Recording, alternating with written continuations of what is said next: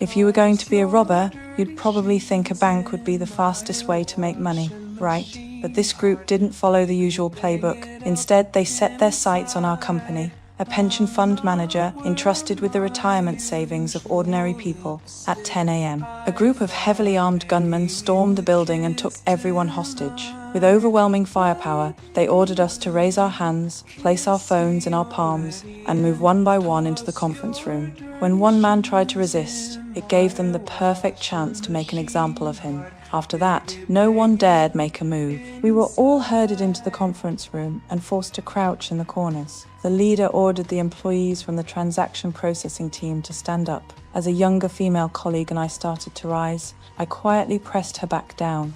In the end, only 4 people stood. The leader asked who had the most seniority. Luke raised his hand. He and I were then singled out and taken back to our desks. The leader pulled out a USB drive containing the full details of 6 transactions and ordered Luke to load the data into the trading system. The moment Luke plugged it in, he froze. The total amount was £4 billion, nearly all of the company's liquid assets, and the pension money of countless working-class people. His instinct was to refuse, but a cold gun barrel was immediately pressed against his head. Terrified, Luke trembled as he submitted the transaction request. The next step required executive approval. The robbers knew the procedures inside out. They went straight to the executive conference room, selected 3 people with the proper authority, and forced them to sign off. Then they ordered me to complete the final verification. I didn't dare hesitate and finished it quickly. Once the transaction request was sent to the custodian bank, a confirmation call was inevitable. Just then, an elderly man delivering mail walked in. As he chatted casually and noticed the office area was completely empty,